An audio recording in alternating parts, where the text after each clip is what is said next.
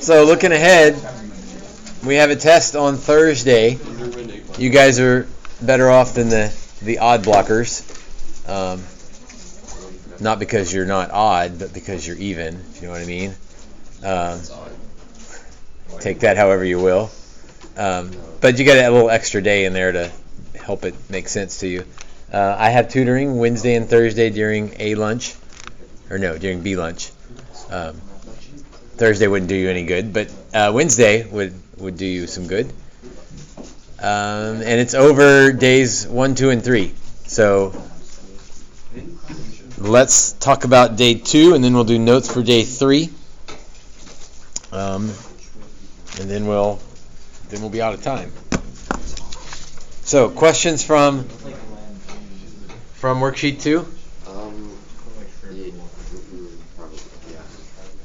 We just started. Like they're kind of grouped together, right? 1 through 4 all 3 to something. 5 through 8 are all E to something. Number 10.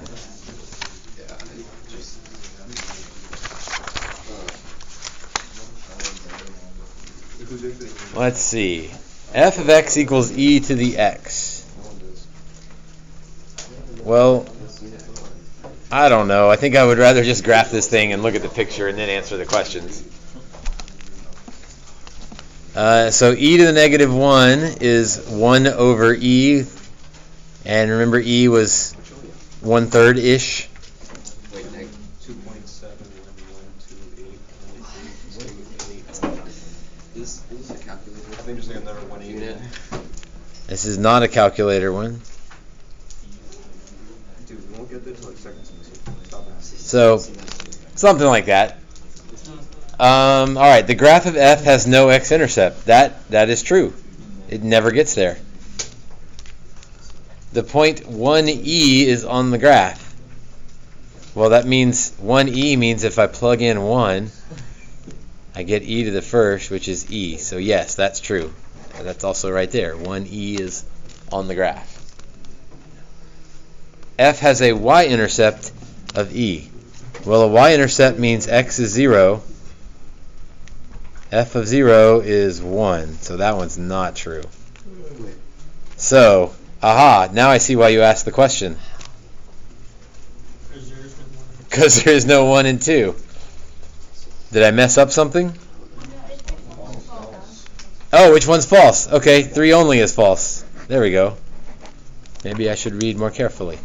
So, are we always going to use the negative 1, 0, and 1 for the x or exponent? You're always going to use negative 1, 0, and 1 for the exponent. Now, sometimes that happens to be what x is. So if x, or it's e to the negative 1, it would be, and the x value would be a positive 1, 0, negative 1. And then Correct. And it would end up flipping the graph this way. And then your exponents would be the negative 1, 0, and 1 on those respective points. Yes. Do, number 6. That one like that. Number 6.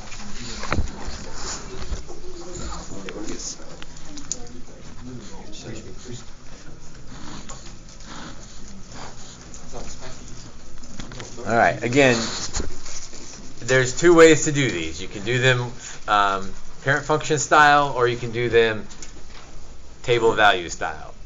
Either one works. I like table of value style, which means I need to pick x's so that my exponent is negative 1, 0, and 1. So if I want my exponent to be negative 1, what does x need to be 0. so that this whole thing is negative 1? What does x need to be? Positive 1. Positive 1. So you're essentially multiplying it. I'm multiplying it by negative. Yeah. So negative 1 down there. And then So e to the negative 1 is 1 over e, and we said that's close enough to 1/3.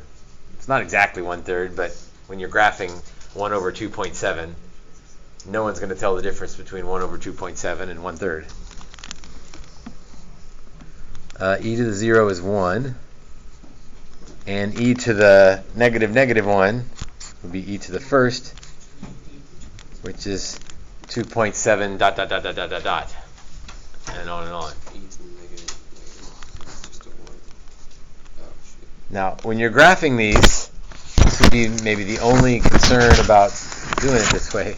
Don't make sure you don't use the exponent when you're graphing. You're still graphing x comma y. Like the exponent was to help you pick good values of x, but we're still graphing x and y. So 1 comma 1/3, 0 comma 1, negative 1 comma 2.7.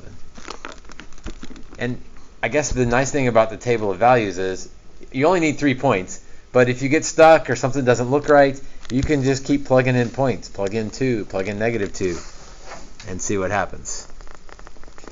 What about something like 7 and 8? Since we've already done one like 8.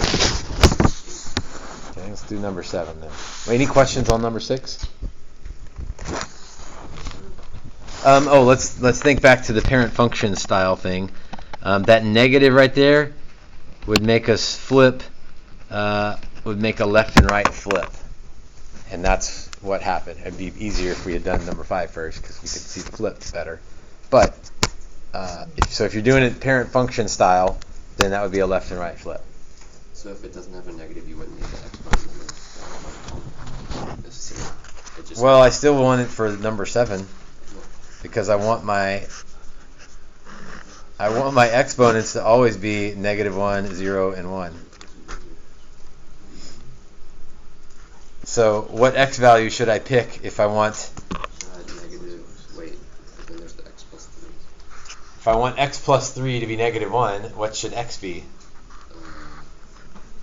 What would make that work? Negative 3. Negative 3 would give me 0 as an exponent, right? Negative 3 plus 3. Negative 4 plus 3 would make negative 1. And negative 2 plus 3 would make a positive 1. So that one you're not multiplying anything to get to the exponent, you're just adding them. So e to the negative 1 minus 4. 1/3 minus 4. Again, you can figure out what that is, negative 3 2/3. Or you can just go down 4 and up 1/3. E to the negative 1 is 1/3. So 1/3 minus 4. If I plug in 0, if I plug in negative 3, I get e to the 0 minus 4. That would be 1 minus 4 is negative 3. Why is that one a negative 3 instead of a positive 3? This one? No, the one with the orange. Yeah.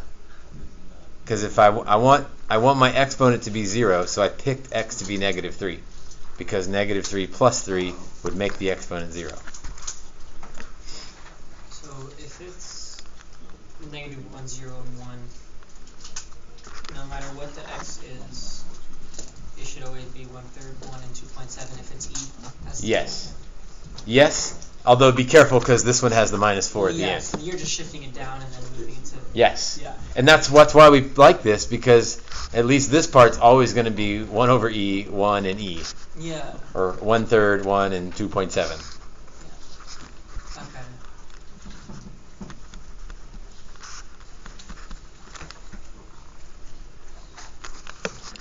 So again, man, it's tough. For some people, they get confused when the exponent is still sitting there. So I cover it up. Negative 4, 1, 2, 3, 4. And then instead of adding those, I'm going to go down 4 and up a third. 1, 2, 3, 4. And then up a third. If that bugs you, then do 1/3 minus 4 and get negative 3 2/3. Is that a...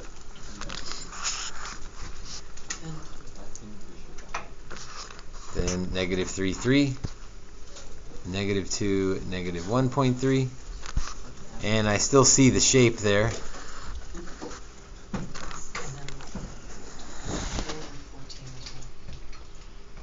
What would the parent function what would the parent function transformations be? What's the plus 3 do to the graph? Oh, left 3, down 4. Left 3, down 4. And sure enough, if you compare this to the original, we didn't do the original, but if we had done the original, we would have gone left 3 and down 4. And that's another completely okay way to do it, is to do the original and then take each point and move it down left 3 and down 4. And if you do it that way, you don't have this graph at all, although you sort of made this graph point by point by moving each point left 3 and down 4. So, is there ever going to be a time where it's stretched? Not for us. Okay, it's not going to be like 3e. Right, not for us. Okay. Although it would still work the same way. You'd pick these, you would just have to be a little more careful on figuring out why. Mm-hmm. So it's just going to have a whole number, or like a number in front, or on the bottom of the exponent, under the exponent. I guess the only 3 transformations we'll worry about are a negative in the x, flip it in the x direction, and then the usual transformations, left 3 down 4, right 2, up 5, whatever. And we did the harder one, the e style.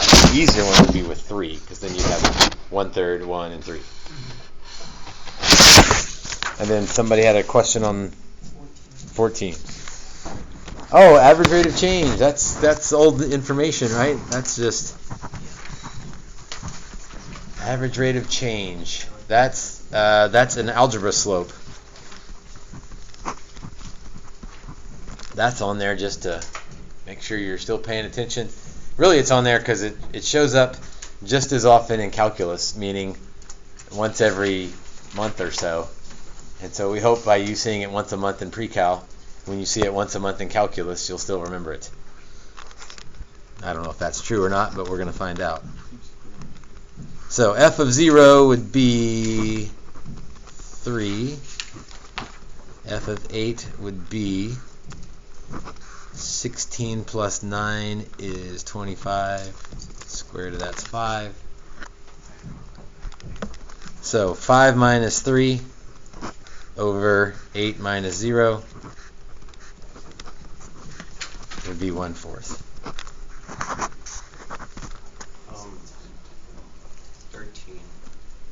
13. Yeah. Which of the following is false? So I'll read the question carefully this time. About h of x equals 2 to the x. H has a range. Oh, that's the y values. Well, I need to graph it then if I want to think about the range. And it'd probably help me answer all the rest of these. So 2 to the negative 1 is 1/2. 2 to the 0 is 1. 2 to the first is 2. I can graph more than that if I need to, but this reminds me what the picture looks like. Okay, range is the y values. Yep, 0 to infinity. Good with that. Asymptote of x equals 0. Wait a minute. X equals 0 would be a vertical asymptote. Right there. There's x equals 0. So that's false. I guess I should check the others. Has a domain negative infinity to infinity. That's true. All the x values work. The point 0, 1 is on the graph. Yes, because 2 to the 0 is 1. So yeah, that asymptote. What is the asymptote for this graph? Y equals 0, not x equals 0. So some people are going to miss that because they get their x and y backwards, not because they don't know how to graph exponents.